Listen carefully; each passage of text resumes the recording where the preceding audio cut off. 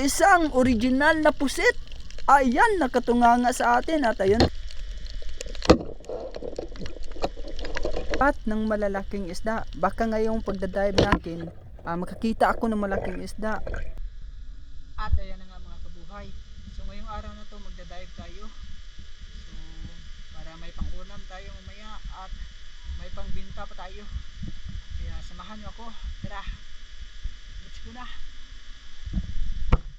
At ayan na mga kabuhay, panibagong adventure at panibagong buhay na naman sa ilalim ng dagat. At ito, unang apa ko pa lang sa ilalim, nakakita kagad ako ng isang isda nagtatago sa bato. Ayun, nasapol siya ng ating pana. Grabe, ang lupit. Akala ko talaga isang danggit, pero kakaiba ito kasi ang danggit hindi nagtatago yan sa ilalim ng bato. At ito, nagtatago talaga sa ilalim ng bato.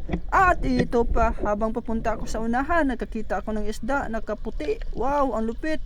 At pagtingin ko, isang danggit na nakahiga sa sahig ng ilalim ng dagat. At ayun, hindi nakaiwas sa ating pana. Ayun, namilipit. Sa sobrang sakit. At ito, nakaligtas pa sa ating pana. Kasi nga, mahirap pag ang pana mo ay walang sima. Kasi mahihirapan ka sa pagkuha. At ayun, buti na lang naabutan pa ng ating mata. Kaya ayun, nanghina na siya at tinosok ko naman ulit. At ayun, sigurado na hindi na ito makakaligtas sa atin pa.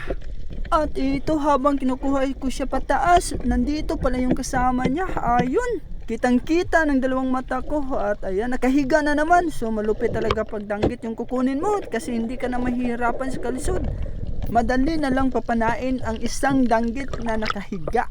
At ayan, so habang patuloy ako sa aking pagmamasid, nakakita ako ng kakaibang nilalang dito sa ilalim ng dagat. At ayun, paglapit ko, isang original na pusit. Ayan, nakatunganga sa atin. At ayun, tinutukan ko ng aking panaagoy, kalami. At ngayon lang ako nakapana ng ganito. Wow, ang lupit. At ang sarap-sarap nitong adobohin gamit ang maanghang na sili. Wow, ang sarap. At ito pa, habang papunta ako doon sa unahan, nakakita ulit ako ng isang isda na nakatitig sa atin na gustong-gustong magpakuha. Ayun, anggoy, kalami. Nasapol siya ng ating pana na malakidlat kung makatama. At ayan, let's go. Manghuhuli na tayo ng danggit dito sa ilalim ng dagat.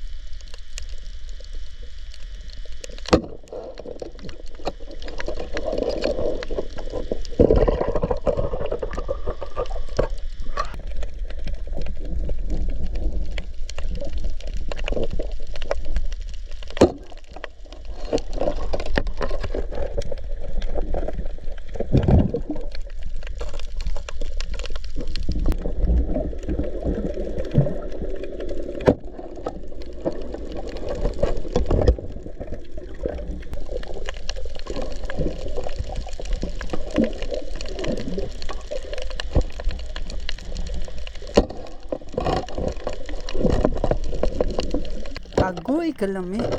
At ito pala yung time na katatapos lang ng malakas na ulan. So medyo hindi malinaw yung sa ilalim ng dagat kasi nga may baha. At ito na nga, so habang patuloy ako sa aking pagmamasid sa ilalim ng dagat, sanulubong ako uli ng isang danggit. Ayan, nakatingin ulit sa atin. Agoy kalami. At ito na nga, sa kanyang kalikutan, nadulas pa sa ating pana kasi yung pana natin walang stopper. Kaya ayun, nahihirapan ako sa pagkuha. Buti na lang talaga, hindi siya pumunta doon sa malayo. Kitang kita pa ng ating mata. At ayun, nagtatago sa bato pero kitang kita na siya. At nanghihina na siya kasi nga natamaan siya ng ating pana. At ayun, pinanak ulit. Agoy, grabe, nakaiwas pa rin. Grabe, so hindi pala masyadong nanghina. May lakas pa pala siyang makalaban sa atin. Pero ayan, sinundan ko uli ng aking pana at tinutukan ko uli. At ayan, naghanap ako ng magandang timing para matimingan natin ang danggit na to. Kasi mahinang hina na siya. Ayun, kuha na siya ng ating pana at hindi na siya makakaligtas ngayon. At napakaganda ng spot natin dito kasi lahat ng nahuhuli natin puro danggit. Siguro sagana ito sa danggit. At ang kadalasan naming nakukuha dito sa spot na to, mga 3 kilong danggit. Grabe, ganito kadaming danggit dito. At ang maganda dito sa danggit, ginagawa namin, binubunlis namin para mas masarap yung lasa ng danggit. At masarap din pag bunlis na yung danggit, lutong crispy talaga. Para unang tikim mo pa lang, alam mo na danggit talaga yung niluto natin. At ito habang patuloy ako sa aking pagmamasid sa ilalim, nakakita ako ng isang isda na nagtatago sa loob ng bato. Kaya nahihirapan ako kung saan ko tamain ng aking pana kasi hindi ko makita. At ayun, buti na lang napana natin at nasapol siya ng ating pana. Ang akala ko talaga dito sa spot na to, puro danggit yung makukuha natin. Pero pag lingon ko sa bandang kaliwa, ayun, nakakita ako ng isang pugita. Agoy kalami. Ang maganda kasi dito sa octopus, hindi ka na mahihirapan sa pagkuha kasi nakaupo lang yan sa kanyang bahay. Pwede nga ito, gamit lamang ang ating kamay, pero pinana ko na kasi masakit itong mga gat. At ito, akala ko talaga bato, buti na lang nilapitan ko at paglapit ko, ayun, isa palang pugaro na nag-aan yung bato. Grabe, ganito pala kung magtago ang isang pugaro mga kabuhay. Nag-aan yung bato. Kung hindi mo lapitan, hindi mo talaga mapapansin na isa pala yung isda. At ang gustong gusto ko na luto nitong isda na to, ang paksiw kasi pag pinaksiw mo ang isang pugaro, lalabas yung napakasarap na lasa niya.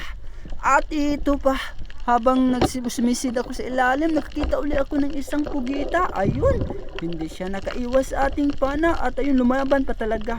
At ang sikreto para madaling mamatay ang isang octopus, kagatin mo lang ang kanyang mata at unti-unti na yang mamamatay. So ganyan lang yung mga sikreto. So sa ilalim ng dagat may mga sikreto talaga na dapat malaban mo para kung makakita ka ng ganito, madali na lang para sa iyo. At alam nyo ba mga kabuhay, na mas maganda ang tanawin dito sa ilalim ng dagat kaysa sa taas. Kasi dito ka lang makakita ng mga iba't ibang klase ng mga bato nga hindi mo pa nakikita sa taas. At mga isda na iba-iba yung uri, nandito rin makikita mo rin. At ito pa nga, so nakakita uli ako ng isang pugaro. So dito sa amin marami talagang pugaro.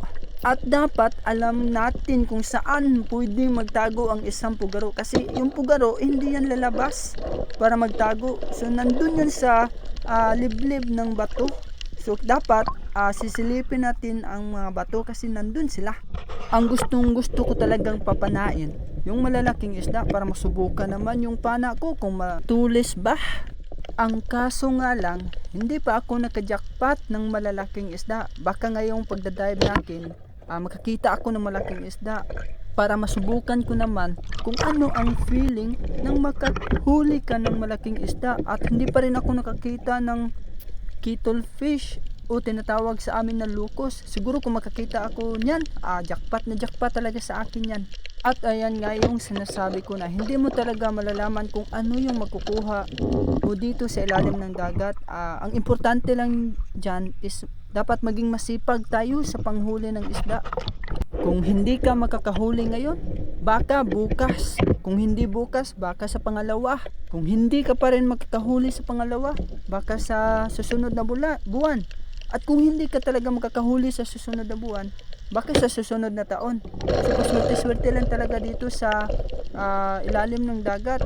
So ayun na yung sinasabi ko na ang importante dyan is maging masipag at matyaga lang tayo dito sa ilalim at wala nang iba pa. Yun yung malupit na sekreto na maipapayo ko talaga.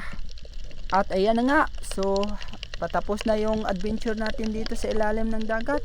So kung nakikita nyo, puro lahat danggit yung nakukuha natin. So konti lang yung ibang klase ng mga isda. So dito kasi sa amin mas marami ang danggit kaysa sa ibang isda. At ayun, so maraming salamat talaga sa panunood at walang sawang pagsubaybay sa akin. So shoutout nga pala sa mga silent viewer natin at sa mga solid followers natin. So sana patuloy nyo pa rin akong suportahan.